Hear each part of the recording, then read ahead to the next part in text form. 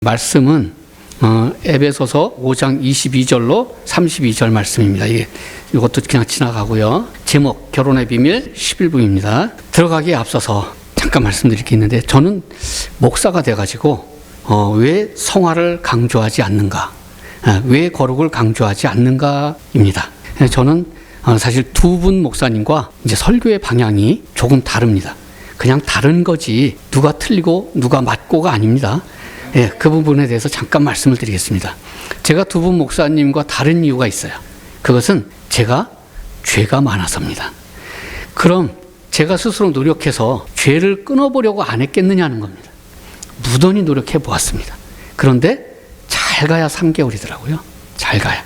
물론 좀 더 길게 간 적도 있기는 합니다. 짧지만 그 주님과 동행하는 그 기간만큼은 정말 구름 위를 걷는 느낌, 그 주님과 진짜 동행하는 그 삶이 잠깐이지만 그래도 정말 천국과 같은 그런 삶.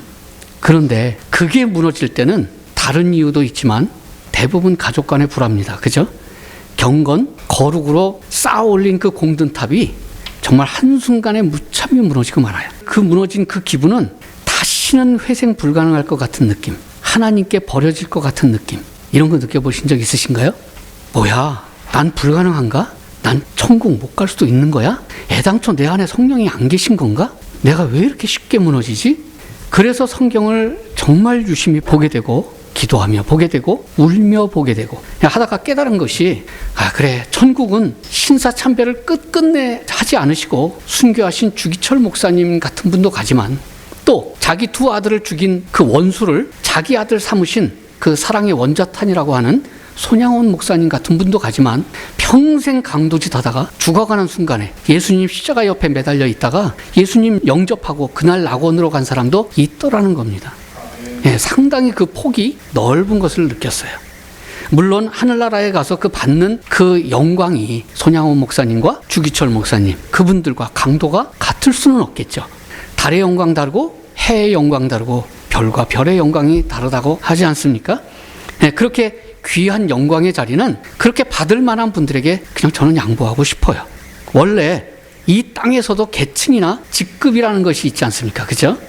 꼭 그 계층이 사람들이 설명을 할 때 피라미드 계층처럼 얘기도 하고, 뭐 다이아몬드 계층으로 얘기를 하고, 극빈층은 아주 또 적고 상류층은 아주 적고 극소수고 이렇게 얘기들을 하죠. 하여간 피라미드 구조입니다. 정말 잘나고 귀한 사람은 아주 극히 일부잖아요. 그죠?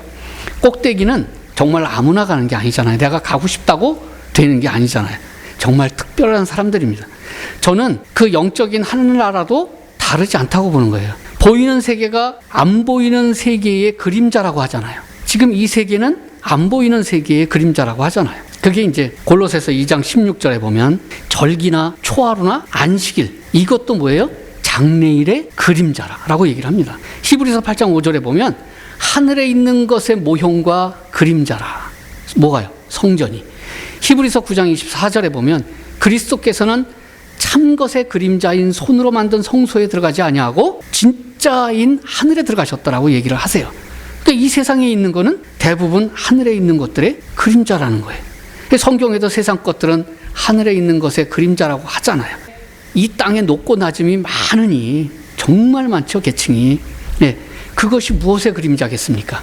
그래서 저는 그냥 하늘에도 높고 낮음이 있을 거라고 보는 거예요.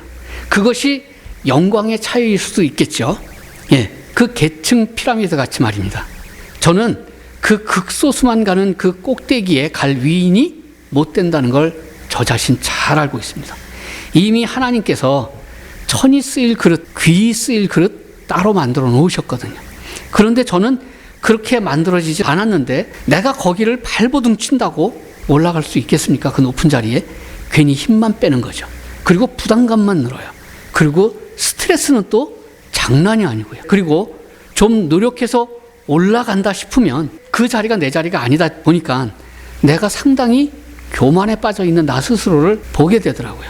그리고 그렇지 못한 사람들을 정죄하게 되고, 그리고 내가 경건해지고 거룩해질수록 내 마음은 정지국 목사님 말 맞다나 선악과 판에 더 놓여 있어서 상대를 더 선악으로 구분하고 있더라고요. 제가 그래, 그 높은 자리는 그 그릇이 되는 사람들, 히브리서 11장에 믿음의 선진들, 그분들한테 양보하고, 저는 이 모습 이대로 그냥 절 받아달라고, 주님의 긍휼과 자비를 구하는 그 위치에 있기나 하면 다행이다 싶은 겁니다. 그래서 저는 저 자신을 잘 알거든요. 요한계시록을 보면 대충 그 서열이 나와요. 하늘의 서열이. 예. 더 다양한데 요한계시록에 그냥 대략 축약해서 기록한 것인지 아니면 거기에 기록된 것이 전부인지는 잘 모르겠습니다. 그러나 계시록에 나와 있는 전부를 제가 한번 나열해 보겠습니다. 그게 다음과 같습니다. 그 중에 내가 갈 수 있는 자리가 어디쯤일까를 한번 따져보도록 하겠습니다. 가장 높은 자리가 뭘까요? 하나님 보좌죠. 하나님 보좌가 있고 그 우편에 어린 양 보좌가 있습니다. 그 내용이 이제 이건 잠깐 그냥 보여드리기만 하겠습니다. 그리고 우편에 어린 양 보좌가 있다는 내용은 계시록에는 안 나옵니다. 히브리서에만 나옵니다. 하나님 보좌 우편에 앉으셨느니라 라고 말씀이 나와 있을 뿐입니다. 그리고 계시록 4장 6절, 7절, 8절에 보면 그 보좌 그 가운데와 보좌 주위에 네 생물이 있다고 합니다. 그 네 생물이, 그런데 8절에 보니까 각각 6날개를 가졌고 라고 돼 있어요. 근데 여기에 보니 6날개를 가졌다라고 하는 거 보니까 우리와 같은 사람은 아닌 것 같죠. 천사급이 아닌가 싶습니다. 영적인 존재 같습니다. 그러면 네 생물은 계층에서 빼도록 하겠습니다. 왜? 우리가 갈 수 있는 곳이 아니니까요. 그리고 계시록 4장 4절에 보면 또 보좌에 둘려 24보좌가 있고 24장로들이 머리에 금면류관을 쓰고 그 보좌에 앉아 있는 거예요. 24장로입니다. 여기가 인간으로서 갈 수 있는 최고의 영광스러운 자리예요. 물론 이 24장로끼리도 동급이 아닐 수 있습니다. 왜? 마지막에 계시록 21장에 가면 장로를 표현하는데 전부 다 보석으로 표현해요. 각기 다른 보석으로 얘기를 합니다. 그러니 직급이 다를 수 있습니다. 이 사이에도 위가 있고 아래가 있을 수 있습니다. 이들이 누구인가 조금 이따 추정해 보도록 하겠습니다. 그 24장로 다음은 뭐냐면 14만 4천입니다. 계시록 7장 4절 5절에 내가 인침받은 자의 수를 들으니 이스라엘 자손의 각 지파 12지파 중에서 인침을 받은 자들이 14만 4천이니 유다 지파 중에 1만 2천이요 루벤 지파 중에 1만 2천이요 갓 지파 중에 1만 2천이요 뒤는 생략하겠습니다. 12지파 중에 1만 2천씩 뽑아서 곱하기 1만 2천 곱하기 12 하면 14만 4천이 나옵니다. 그래서 14만 4천 수가 있습니다. 근데 이 14만 4천은 두 부류가 있는 것 같습니다. 왜? 각각 구약과 신약의 사람들로서 구성이 되어 있는 것 같아요. 이것도 그냥 저의 추정입니다. 한 부류는 구약의 12지파에서 각 1만 2천씩 뽑은 14만 4천이랍니다. 그 다음에 설명되는 부류는 신약의 예수님 이후에 교회에서 나온 14만 4천을 이야기하는 것 같습니다. 계시록 14장 1절입니다. 또 내가 보니 어린 양이 시온산에 섰고 그와 함께 14만 4천이 섰대요. 그러니까 예수님과 함께하는 14만 4천이라는 거죠. 그러니 신약 이후의 사람이라고 보는 거예요. 그들의 이마에는 어린 양의 예수님의 이름과 그 아버지의 이름이 쓴 것이 있더라. 3절에는 땅에서 속량받은 14만 4천 밖에는 능히 이 노래를 배울 자가 없더라. 무슨 노래를 가르치는지 그 노래를 배울 자가 없다는 거예요. 그리고 계시록 14장 4절에 보면 이 사람들은 여자와 더불어 더럽히지 아니하고 순결한 자라. 어린 양이 어디로 가든지 인도하는 자며라고 되어 있어요. 순결하답니다. 어린 양은 어디로 가셨을까요? 예수님은 쇼핑 가셨나요? 아니면 놀이동산? 아닙니다. 예수님이 가신 그 길은 쉬운 길이 아니라는 말씀을 지금 여기서 하고 계시는 거예요. 어디요? 십자가의 길, 죽음의 길을 얘기하고 계시는 거예요. 그 길을 따라간 자들입니다. 다시 말해서 이 14만 4천 누구라고 얘기하는 거예요? 신약의 14만 4천은 순교자들이죠. 순교자들. 이거 만만치 않아요. 내가 순교를 할 수 있을까? 과연 이 자리에 갈 수 있을까? 하여간 사람 가운데서 속량함을 받은 처음 익은 열매로 하나님과 어린 양에게 속한 자들이니 거기다가 처음 익은 열매라라는 얘기를 가만히 눈여겨보면 예수님 십자가 사건 이후에 처음 순교자들 어마어마하게 많았죠. 예, 그 순교자들을 말씀하는 것 아니겠는가라고 생각합니다. 초대교회 순교자들. 몰라요. 14만 4천이 지금 다 채워졌는지 아니면 그 티오가 좀 남아있는지는 아직 모르겠습니다. 그런데 이 마지막 14장 4절을 제가 두 개를 비교해 봤습니다. 뭐냐면 하나는 신성경 개정개혁이고 하나는 옛 겁니다. 여기 보면 다르게 해석이 된 게 있어요. 뭐냐면 순결한 자라라고 되어 있고 한쪽은 정절이 있는 자라라고 되어 있습니다. 예, 일단 요 내용이 왜 지금 제가 말씀을 드리는지 그건 나중에 가서 말씀을 드리고요. 계시록 7장 9절에 이 일 후에 보니 요한 사도가 그 각 지파의 14만 4천을 다 세고 난 다음에 그리고 난 다음에 보니 각 나라와 족속과 백성과 방언에서 아무도 능히 셀 수 없는 큰 무리가 흰옷을 입고 손에 종려나무를 들고 보좌 앞에 어린 양 앞에 서서 이렇게라고 돼 있어요. 능히 셀 수 없다고 하니 엄청난 무리라는 말씀이죠. 아브라함과 약속했던 어떤 무리 같아요? 하늘의 별과 같고 바닷가의 모래와 같은 그 아브라함의 후손을 이야기하는 것 아니겠습니까? 어떤 학자는 14만 4천이 12만 2천 12 곱하기 12로서 이 10이라는 숫자가 만수예요. 꽉 찬 수라고 얘기를 합니다. 그래서 상징적인 수다, 꽉 채운 수다라는 의미로서 14만 4천과 이 흰옷 입은 무리가 동일인이다 라고 얘기하는 사람들도 있습니다. 그런데 저는 그냥 이게 현실적인 실제적인 수 같아 느껴져요. 그냥. 왜냐하면 어린 양이 가셨던 그 죽음의 길을 따라간 자들이 셀 수 없을 만큼 많지는 않거든요. 여기까지가 하늘에서의 계층을 기록된 겁니다. 그러니까 우리가 인간이 갈 수 있는 최고의 영화로운 자리가 24장로, 그 다음에 14만 4천, 그 다음에 흰옷 입은 무리 3단계예요. 네. 흰옷 입은 무리는 어마어마하게 많은 수고 14만 4천은 수요가 정해져 있는 거고 24장로도 수요가 정해 있어요. 이게 단지 아닌지는 정확하게 몰라요. 하나님께서 밝힌 것만 제가 말씀을 드리는 겁니다. 명칭이 같다고 다 같은 건 아니죠. 흰옷 입은 무리 사이에서도 저는 이제 등급이 있다고 보고 있는 겁니다. 왜? 세상에서 과장이라고 다 같은 과장 아니잖아요. 그죠? 대기업 과장이 있고 중소기업 작은 회사의 과장이 다르듯이 말입니다. 목사라고 또 다 같나요? 대형교회 목사, 중형교회 목사, 소형교회 목사가 다르듯이 말입니다. 그럼 이들이 도대체 하늘에서 예수님의 신부된 위치에서 얼마나 귀한 자리를 맡고 있는지 한번 또 보겠습니다. 계시록 21장 9절입니다. 7 대접을 가진 천사가 요한 사도한테 내가 어린 양의 신부를 보이리라 하고 10절에 보여주는 게 보는데 뭘 보여주냐면 하늘에서 내려오는 거룩한 성 예루살렘을 예루살렘 성을 보여주는 거예요. 그 예루살렘 성이 뭐라고요? 예수님의 신부. 예, 그게 이제 뭐 사람으로 지어진 예루살렘 성이겠죠. 크고 높은 성곽이 있고 12문이 있는데 그 문 12개의 문에 누구 이름이 적혀 있다고요? 12지파의 이름이 적혀 있더라. 이 내용을 봐서는 그 12문의 그 위대한 그 큰 영광스러운 자리를 이미 차지하고 있는 사람들이 누구라고요? 구약의 12지파의 수장들. 그리고 그 다음에 그 성의 성곽에는 12기초석이 또 있답니다. 14절에. 그 위에는 어린 양의 12사도, 신약의 12사도의 이름이 있더라. 그 성의 기초석에는 12사도의 이름이 적혀 있답니다. 이미 그 자리도 누가 차지하고 있어요? 12사도가. 그래서 계시록 4장 4절에 아까 그 24장로가 저는 이렇게 보는 거예요. 구약의 12지파의 수장들과 12사도 12명, 이 합해서 24명이 이미 어떤 자리를 차지하고 있다? 24보좌, 24장로의 자리를 차지하고 있다. 금관을 쓰고 있다. 그 사람들이. 그러니 뭐 내가 갈 자리는 아니에요. 그죠? 예. 신부의 그 다음 좋은 위치로는 계시록 21장 16절. 그 성은 네모가 반듯하대요. 꼭 뭐가 같냐면 주사위하고 같아요. 주사위.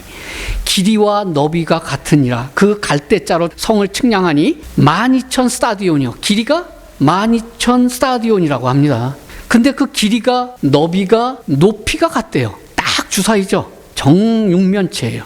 근데 거기에 그 길이 높이를 잰 것이 모서리를 쟀겠죠. 그 모서리라는 거는 참 귀한 이치입니다. 왜? 기둥이거든요. 그 부분에 티오가 남아있을지는 모르겠지만 문이나 기초석 같이 24명은 다 채워졌을 거고 모서리가 어떻게 귀한 자리냐면 그 모서리의 길이, 너비, 높이가 모두 똑같은데 이렇게 돼 있겠죠.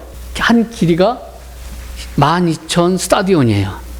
그런데 모서리가 몇 개냐면 하나, 둘, 셋, 넷. 옆에 모서리 기둥 5, 6, 7, 8. 맨 위에 모서리 9, 10, 11, 12개. 묘하게 12개예요. 그래서 12,000 곱하기 12 하면 요 숫자도 어떻게 나와요? 144,000. 참 하나님이 이렇게 맞춰 놓으셨습니다. 요 144,000이 아까 얘기한 24장로 바로 밑에 계열 144,000수 그 숫자를 얘기하고 계시는 거예요. 참 좋은 자리죠. 저 기둥의 자리는 내가 갈 수 있을까? 예. 계시록 7장 4절에 보면 내가 인침받은 자의 수를 들으니 12지파에 각 12,000씩 요구하고 묘하게 맞춰져 있죠. 또한 계시록 14장 3절에 나오는 신약 시대의 144,000수와 또 맞춰져 있습니다.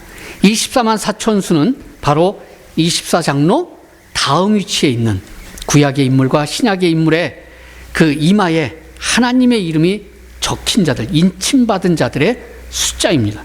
처음 익은 열매라고 하는 것 보면 이미 다 찼을 수도 있겠지만 그나마 저는 그 정도의 인물도 아니라는, 왜? 순교자들의 위치니까 아니라는 느낌이 왔어요. 그 성전이 어느 한 위치만 되어도, 이 성전 가운데 기둥이 아니라도 어느 한 위치만 되더라도 예수님의 신부만 되기만 해도 저는 그냥 감사할 따름이라고 생각하는 사람입니다.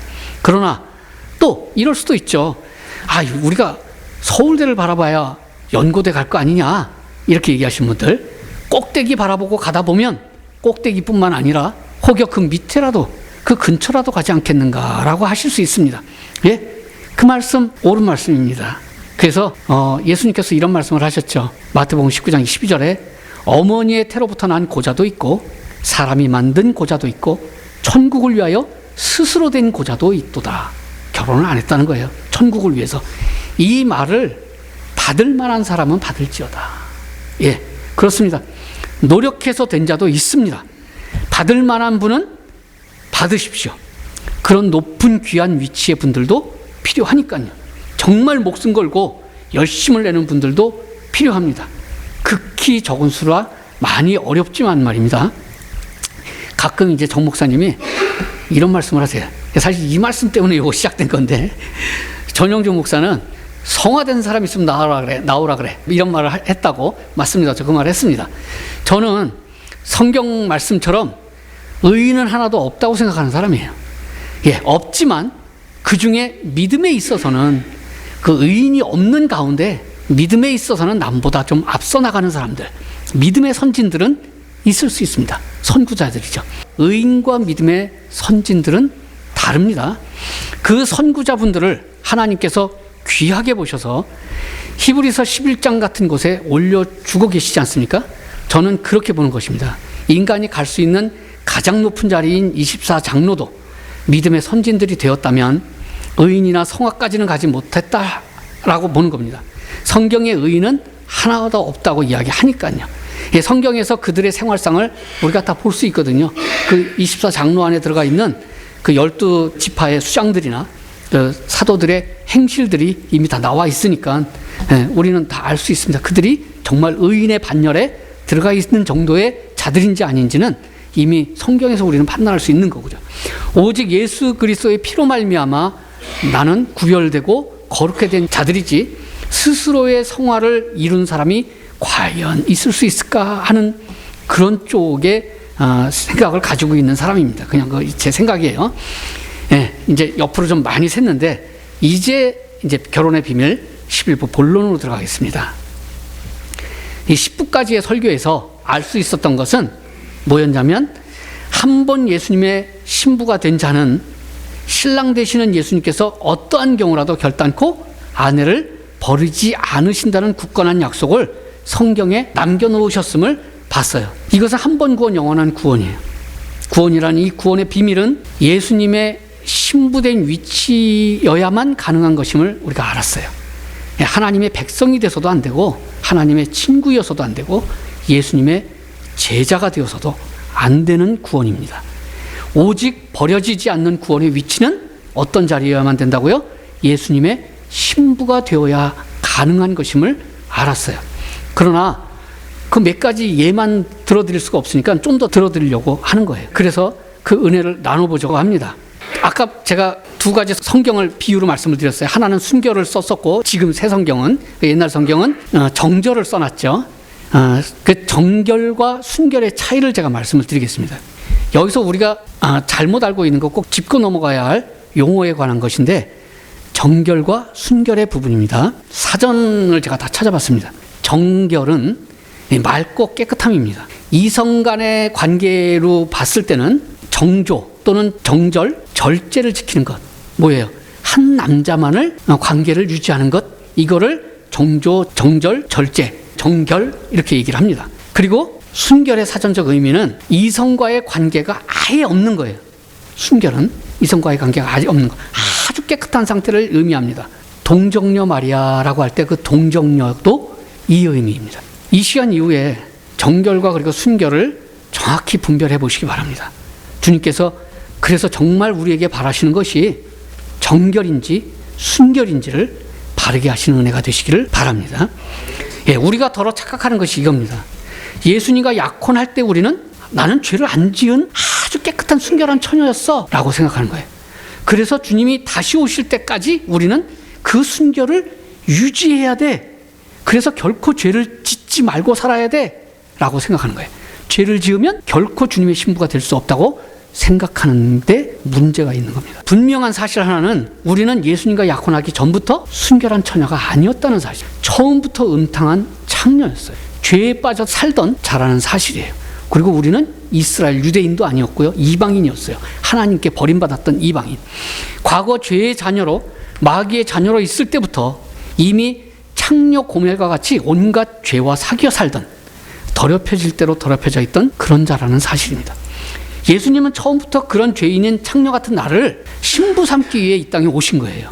도리어 내가 순결한 처녀요 의인이었다면 예수님은 나를 아예 부르지도 않았을 수도 있습니다. 예수님의 신부조차 될 수 없었을 수도 있어요. 왜요? 예수님은 말씀하시기를 내가 의인을 부르러 온 게 아니라고 말씀하고 계시기 때문이에요. 마태복음 9장 13절에 내가 국류를 원한다는 거예요. 국류를. 제사를 원치 아니한다. 내가 의인을 부르러 온 것이 아니오 죄인을 부르러 왔노라고 하시니, 우리가 죄인이요 창녀이기에 예수님은 호세아서의 하나님의 명령대로 음탕한 고멜과 같은 우리를 찾고 부르셨던 거예요. 의인은 왜 안 부르셔요? 스스로 구원에 이를 수 있기 때문에 구원자가 필요가 없어요. 우리는 예수님과 만나기 전부터 순결과는 거리가 먼 음란한 죄인이었습니다. 그렇기 때문에 우리는 순결을 지켜야 하는 그런 존재가 아니라 그런 음란과 죄들을 이제부터 하나님과 예수님과 약혼한 이후부터 하나하나 끊어가야 하는 정결케 되어 한 남자만 예수님만 섬기는 정조 있는 여자, 정절을 지키는 여자가 되어가야 하는 자임을 분명하게 인식하셔야 돼요. 그래서 조금 전에 신구약 성경 말씀을 드릴 때 순결 있는 자는 하나님과 이미 결혼한 것도 아닙니다. 그죠? 선택도 안 받은 자들이에요. 네. 그리고 우리는 하나님과 한 분과의 관계를 유지하면서 아기를 낳아야 되는데 남자와의 관계가 한 번도 없던 순결한 자들이 어떻게 아기를 낳아요? 전도를 어떻게 합니까? 그죠? 그러니까 용어를 너무 선택을 잘못해서 써놓은 겁니다. 그거. 네. 그래서 제가 구성경을 좋아하고 개역 한글을 신개역 개정을 싫어하는 거예요. 그 두 가지가 이거죠. 순결, 정절. 그리고 또 그 뒤에 속량함을 받은, 구속을 받은 요것도 다른 건데 그거는 뭐 별 의미가 없을 것 같아 보입니다. 14만 4천을 순결한 자라고 번역한 이 새 개역 개정보다는 한 남편의 부인으로 정절을 지켰다, 예수님의 부인으로 정절을 지켰다라는 표현의 옛 개역 한글 성경이 옳은 번역이라고 보는 거예요. 의인을 부르러 오지 않는 예수님의 부인으로 순결한 자들이 그 자리에 앉을 수가 없다는 겁니다. 더러울 대로 더러운 우리는 약혼 후에 과거에 여러 남자와 음란했던 구습을 버려나가고 옛사람을 죽여서 오직 한 남편만을 섬기는 정절 있는 자, 정결한 자가 되어야 하는 그런 존재들이에요. 우리는 순결이라는 의미가 무엇을 의미하는지 좀 더 보겠습니다. 이런 표현을 좀 사용해서 죄송합니다만 이게 적절한 비유가 없어서 그래요. 어쩔 수 없어요. 예를 들어서 과거에 음란했던 여자가 음란을 버리기로 결단을 하고 이제부터 남자와의 관계를 아예 끊어버리겠다. 내가 순결로 돌아가겠다. 순결한 여자로 돌아가겠다. 돌아갈 수 있나요? 없어요. 한 번 잃어버렸던 그 처녀의 상징인 딱 한 번만 쓰겠습니다. 처녀막은 다시 재생되지 않습니다. 왜 그렇게 만드셨을까요? 하나님께서 유독 그것을 누구에게만 주셨어요? 사람에게만 주셨어요. 신기하지 않습니까? 검색을 해보세요. 처녀막에 대해서. 동물에게 있나? 검색해 보니까 저도 다 검색해 보니까 두더지에게 그게 보인대요. 유독 두더지에게만 비슷한 게 보인다고 썼습니다. 그냥 비슷할 뿐이지 두더지에게는 그 처녀의 상징이 아님을 저는 확신합니다. 왜요? 두더지는 처녀성을 문제 삼지 않거든요. 문제 삼는 거, 처녀성을 문제 삼는 거는 인간밖에 없습니다. 그죠? 그런데 하나님께서 그렇게 생각 없이 만드셨겠습니까? 네. 문제 삼지도 않는 두더지한테 처녀성을 주겠습니까? 저는 창조론을 믿거든요. 인간에게도 그 처녀성이 처음부터 주어지지 않았다면 우리도 순결이 무엇인지 의미조차 알지 못했을 것입니다. 또 저 여자가 부정하다느니 순결하지 않다느니 문제 삼지도 않았을 것입니다. 이 상징을 주신 하나님의 의도가 뭘까요? 단 한 번만에 없어져 버리는 그 처녀성을 주신 그 의도가 뭘까요? 하나님은 그 처녀성에 대해서, 율법에 대해서 뭐라고 말씀하시는지 보겠습니다. 누구든지 아내를 맞이하여 그에게 들어간 후에 그가 미워요. 그냥 배기 싫어요. 내 이 여자를 데리고 살고 싶지 않아요. 예. 그 비방거리를 만들려고 생각을 해요. 저 여자를 내가 내쫓아야 되겠는데 누명을 씌우고 싶어요. 그래서 내가 그 여자를 맞이하였더니 그와 동침할 때에 그가 처녀임을 보지 못하였노라 하고 누명을 씌워요. 15절에 그 처녀의 부모가 그 처녀의 처녀인 표를 얻어가지고, 어떻게 찾았는지 참 대단하죠.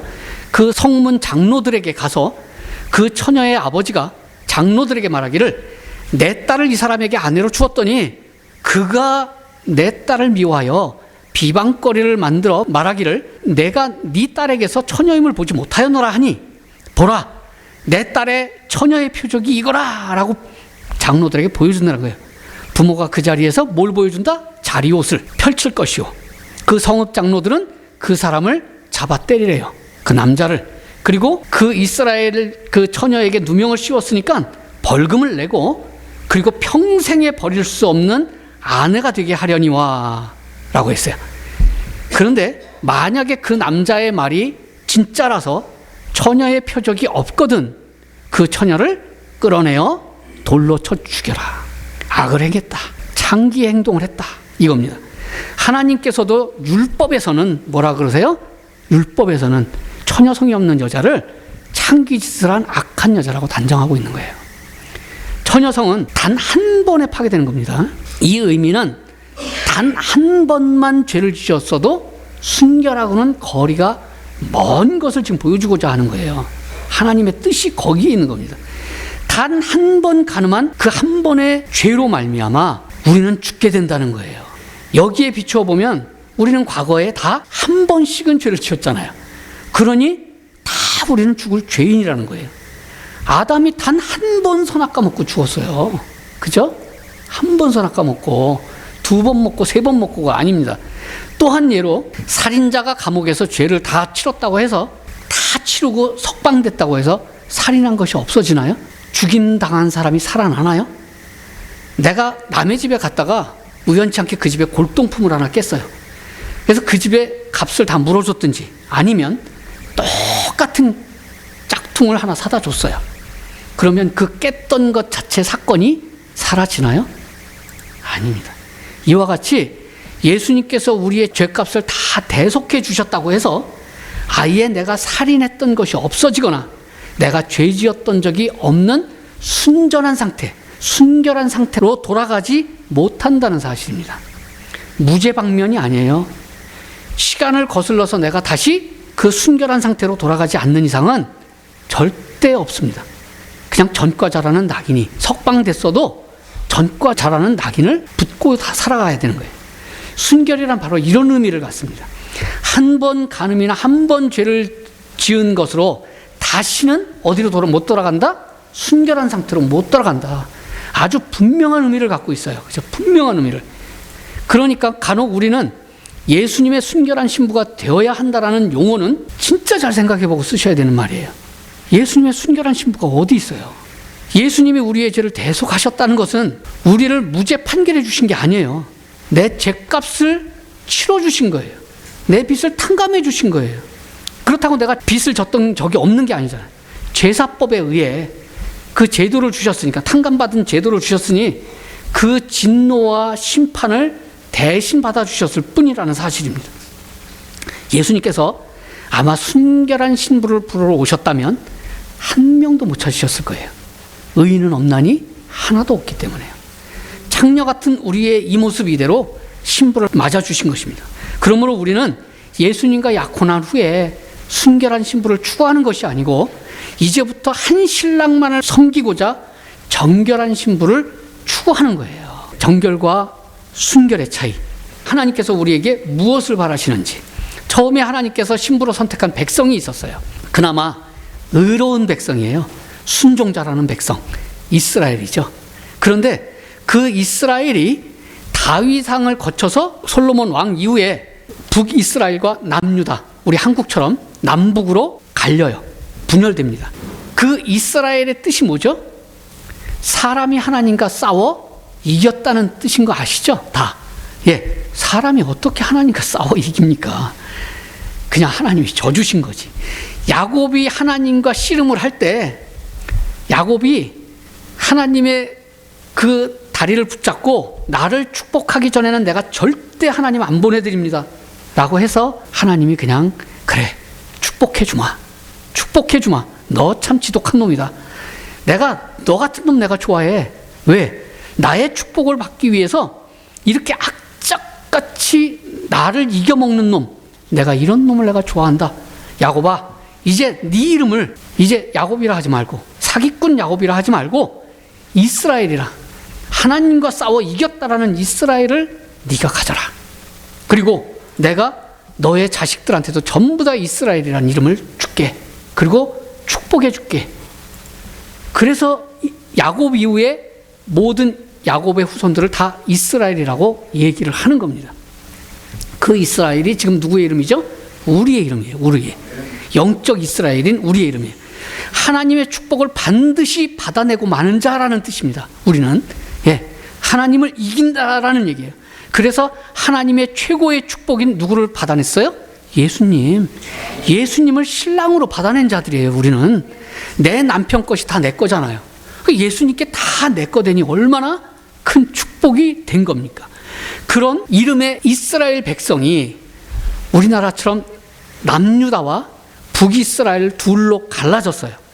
그런데 그 이스라엘이라는 그 귀한 이름을 가지고 누가 갔냐면 북쪽으로 갔어요. 하나님을 그 북이스라엘이 배반을 합니다. 하나님의 현실적으로 보이지 않는 그 영적인 축복보다는 나는 현실적으로 보이는 축복이 더 좋아요 하고 바알신을 쫓아갑니다. 우상을 사랑합니다. 음행을 저지릅니다. 그래서 하나님은 남유다를 사랑하기 시작해요. 그래도 남유다는, 하나님은 이스라엘을 사랑해야 되는데 왜? 이스라엘 이름을 줬으니까 남유다를 사랑하게 돼요. 남유다는 그래도 하나님을 안 떠났거든요. 그런데 그 남유다마저 후에 하나님을 반역을 해요. 반역을 했다라고 썼어요.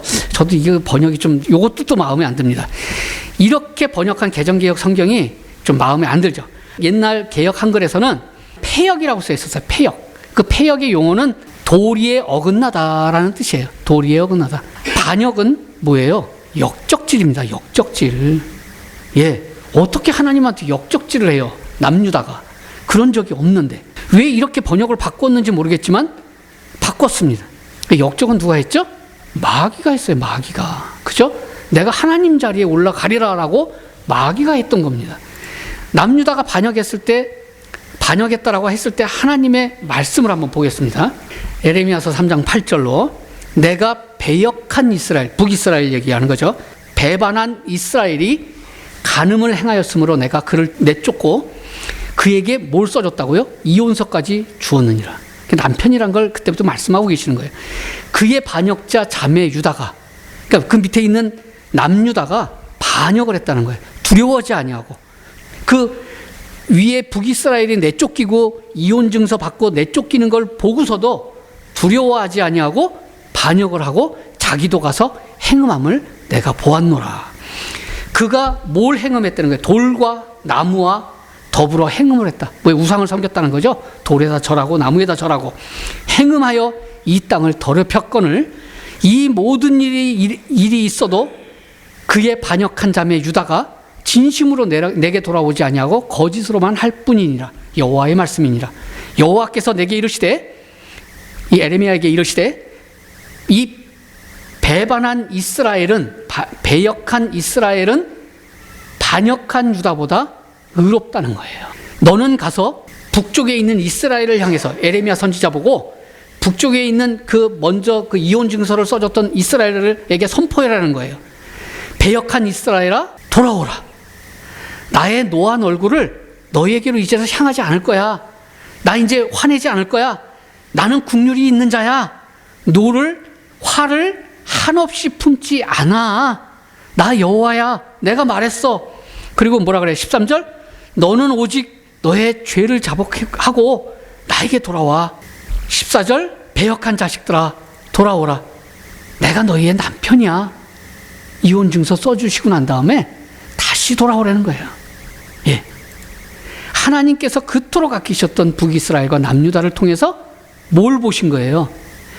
그나마 좀 낫다라고 하는 인간들, 이방인들은 뭐 원체 다 문드러진 인간들이고, 하나님이 선택하고 하나님이 간수를 잘해 오셨던 그 낫다라고 하는 인간 이스라엘조차도 순결한 것을 찾아볼 수가 없었음을 아셨고, 정결하게 한 남자인 하나님만을 섬기는 것조차도 안 된다는 것을 아셨어요. 그 완전하다는 이스라엘임에도 불구하고 말입니다. 하나님께서 이스라엘을 얼마나 아끼셨습니까? 불순종하는 그 본성이 섞인 이방인들과 섞이지 않게 하려고 얼마나 애지중지하셨어요. 그 이스라엘인데 말입니다. 이혼서까지 써주시고 다시 불러요. 가늠했더라도 좋다. 나에게만 와다오. 나에게만 돌아오라고 부르고 계십니다. 이게 이스라엘을 향한 외침이에요. 누구를 향한? 우리를 향한 외침입니다. 그런데 이스라엘 백성은 지금까지 안 돌아오고 있습니다. 지금까지. 지금 이스라엘이 예수님을 믿나요? 안 믿나요? 안 믿습니다. 아직 예수님이 메시아인지도 모릅니다. 예수님이 하나님인 것을 모릅니다. 그 덕분에 우리가, 이방인이었던 우리가 하나님의 국류를 받은 거예요. 로마서에 그렇게 써 있잖아요. 로마서 11장 30절에 너희가 전에는 누구예요? 이방인. 너희가 전에는 하나님께 불순종하더니 이스라엘이 순종하지 아니함으로 이제 너희가, 이방인인 너희가 국류를 입었는지라. 이와 같이 이 사람들이 순종하지 아니하니, 이스라엘이 순종하지 아니하니 이는 너희에게 베푸시는 이 국률로 이제는 이스라엘도 국률을 얻게 하려 하심이라. 하나님이 모든 사람을 순종하지 않는 가운데 가두어 놓으신 것은, 왜? 의인이 없게 만들어 놓으신 것은 모든 사람에게, 이방인이나 이스라엘이나 뭘 베풀려 하심이라고요? 국률을 베풀려 하심이라. 깊도다. 하나님의 이 지혜와 지식의 풍성함이요. 이걸 누가 알았겠느냐 이거예요. 그 판단은 헤아리지 못할 것이며 그의 그 모사, 그의 길을 찾지 못할 것이로라. 누가 주의 마음을 알았느냐? 누가 그의 모사가 되었느냐? 누가 이렇게 기가 막힌 생각을 했겠느냐? 누가 주께 먼저 드려서 갚음을 받겠느냐? 이는 만물이 주에게서 나오고 주로 말미암고 다시 주에게로 회귀된다는 거예요. 돌아간다. 그러니 우리가 다 뭐 할 수밖에 없다?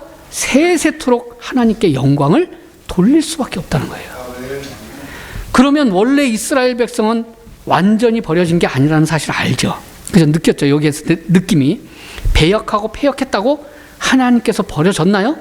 배반했다고 버리신다면 하나님께서, 야, 너 배반했으니까 내가 너 버릴 거야 라고 한다면 호세아 선지자에게 왜 그토록 배반한 고멜을, 그 떠나간 고멜을 다시 찾아와서 아내 삼으라고, 다시 찾아와서 아내 삼으라고 그렇게 명령하셨습니까? 그죠? 내로남불 아닙니다. 아직도 돌아오지 않는 이스라엘을 어떻게 돌아오게 하실 계획이라고 바울을 통해서 말씀하고 계세요. 어디에요? 로마서 11장 11절에 그러므로 내가 말하노니 그들이 넘어짐으로, 누가요? 이스라엘이 넘어지기까지 실족했느냐? 아니라 이거예요. 그럴 수 없느니라. 그들이 넘어짐으로 구원이 어디로 갔다? 이방인에게 이르렀다. 이거를 이스라엘에게 시기나게 함이라. 시기가 뭐예요? 배 아프게 하겠다는 거야. 야, 구원이 우리한테 있는 게 아니라 이방인에게 넘어갔어? 야, 이거 배 아파 죽겠네? 그래서 이제 하나님께로 돌아오게 만들겠다? 이렇게 밝히시고 계는 겁니다. 그들의 넘어짐이, 이스라엘의 넘어짐이 세상의 풍성함이 돼요. 어떤 풍성함이? 국률의 풍성함이. 하나님의 그 국률의 풍성함이 누구에게 넘쳤어요? 옛날에는 국률을 누구에게만 품었어요? 이스라엘에게만. 그런데 세상에다 다 이제 국률을 풀어줬다는 거예요. 풍성하게 했다는 거예요. 그들의 실패가, 이스라엘의 실패가 이방인의 국률의 풍성함이 되거든. 하물며 그들에게 충만하며 그 국률이 다시 이스라엘에게 충만하게 안 가겠느냐. 이것이 하나님의 경륜에서 나오는 계획이고 섭리예요. 그래서 로마서 11장 36절에 이 모든 계획이 어디서 나온다고요? 주에게서 나오고 주로 말미암고 마지막에 주께로 돌아간다. 우리가 다. 하나님의 구원 계획을 누가 판단하겠으며 그 얘기를 어떻게 우리가 알아보겠냐는 것입니다. 이 또한 한 번 주님의 신부되었던 자 결코 버리지 않는다는 메시지를 또 이렇게 감춰놓고 계시다는 사실입니다. 여기까지 하겠습니다. 기도드리겠습니다.